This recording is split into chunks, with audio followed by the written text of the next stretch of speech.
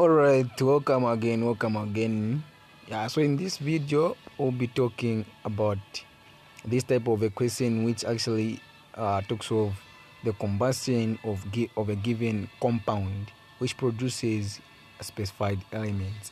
In this case, lysine, which is an essential amino acid in human body, contains carbon, hydrogen, oxygen and nitrogen.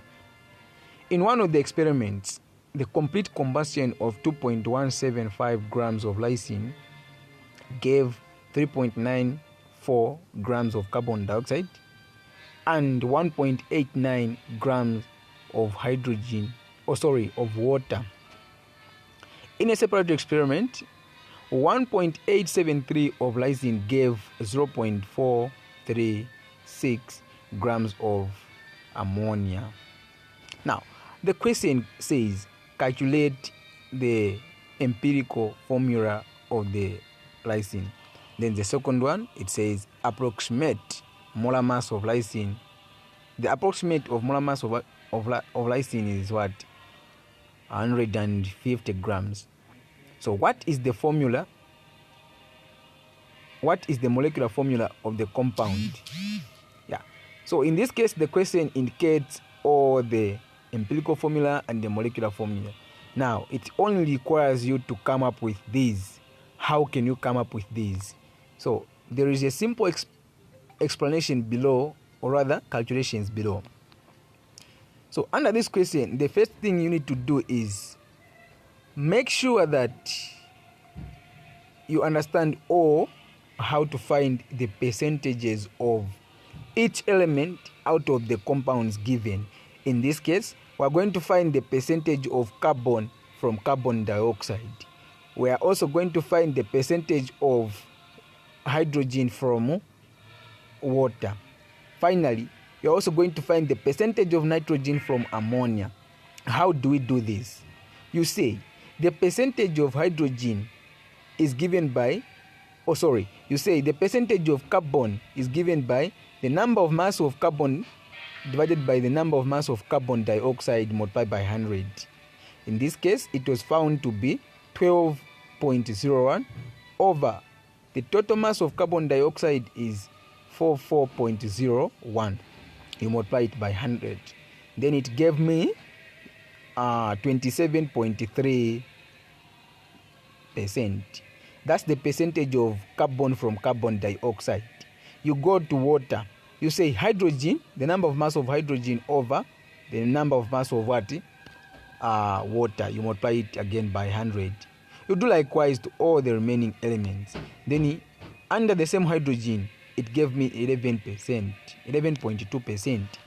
So you go to nitrogen, you do likewise. Then it gave me 82.2%.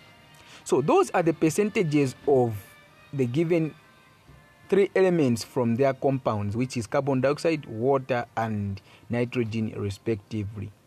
Now, upon coming with that, you need to derive the masses of these two elements from their mass given, since they said they gave us a specified number of mass to say carbon dioxide had a mass of 3.94 grams.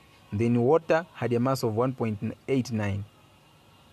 Probably nitrogen also had a mass of 0.436. So how do we derive the masses of carbon from these? The way we do it is very much simple.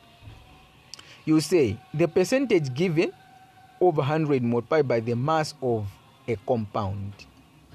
A mass of a compound is what? 3.94, 1.89, and finally 0.436. So in this case, you say you start with carbon. Starting with carbon, I mean like you say 27.3 over 100 multiplied by the mass given. It gave me 1.0756 grams. Those grams are grams of what? Are grams of carbon. You do likewise to hydrogen.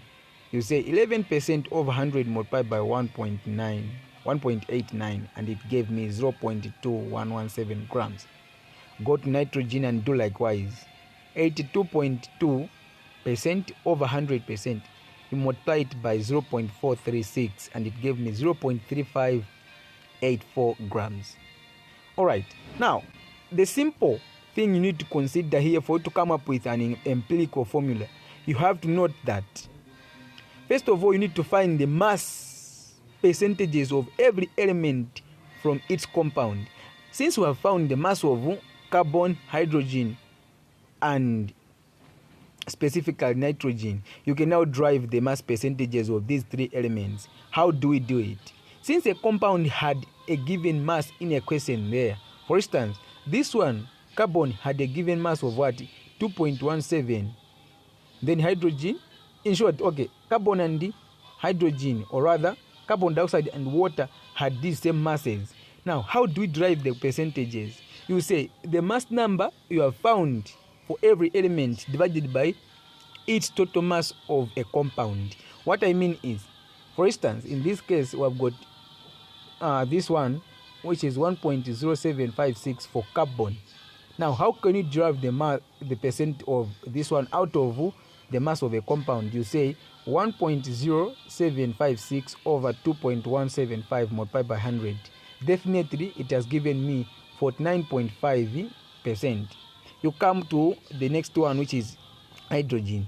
The mass number you have found has to be divided by the total number of what? Mass of a compound where hydrogen, or rather water and carbon dioxide, were produced from. So in this case, you say 0.2117 over 2.175 times 100. And then definitely it has given me 9.7%. You come to the right hand side, which is nitrogen. Nitrogen, we have found a mass of what? 0.3584. Just divide this mass by what? The total mass of a compound, and then definitely you get a percentage of what? 19.1%. So upon doing that, we only have one compound, or rather one element, which haven't been found in the what? Entire calculations, is what? The percentage of oxygen. Now, how do we find the percentage of oxygen? You say you add these three percentages and then you would subtract the total of the three from 100. Definitely that's what we have done here. The percentage of oxygen is equal to 100 minus the additional three percentages, which is what? 78.5. Upon subtracting that, it gave me 21.5%. Now it's very much simple. Here, meaning that we're going to deal with the percentage by mass to find the empirical formula. Carbon dioxide, hydrogen, nitrogen, oxygen has to be arranged in that order of seniority. So upon doing that, you write the percentages of every compound, or rather every element on top. So in this case, carbon has 49.5%, nitrogen has 19.1%, hydrogen has 9.1%, oxygen finally has 21.5%. So for you to find, or rather to derive the empirical formula, you have to divide all these percentages by their specified number of masses. What I mean is 49.5 has to be divided by what? 12.01, which since this is the atomic number of what? Carbon. You do likewise to the remaining elements. Then I came up with something like 4.121565 9.060 9.60396. Then on nitrogen 1.36331. Oxygen finally it gave me 1.34375. Now upon reaching that, someone can get confused as in why did you divide with that one? Because we are interested in dividing with the smallest number. You can't divide something with the biggest number, hence ending up with a fraction number, of which it will bring confusion. It's better you divide with the smallest one so that you can get the actual whole number.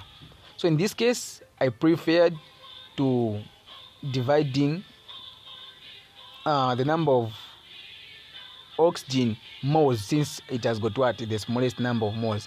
So upon dividing, then definitely it gave me the subscript for carbon was 3, subscript for hydrogen was 7. In this case, for nitrogen was 1 and oxygen 1. So that's the empirical formula. Now, how do we derive the molecular formula? For you to derive a molecular formula, you say molecular formula is equal to mass given in the question divided by empirical mass. What I mean by empirical mass, you can derive the mass out of the empirical formula found. So in this case, we have been given that the mass number or molar mass in the question is 150, and the empirical mass of the compound found was 73.11 grams. If you have to divide those, definitely they'll give you 2.051702913, of which you can't round off that a number because 1 is less than what? 5. Definitely you end up with a 2. Then you multiply these 2 with the whole lot of the empirical formula's subscripts, hence ending up with C subscript of 6, then hydrogen subscript of 14, nitrogen subscript of 2, finally oxygen subscript of 2 as well. Thank you for watching. That was just a simple explanation.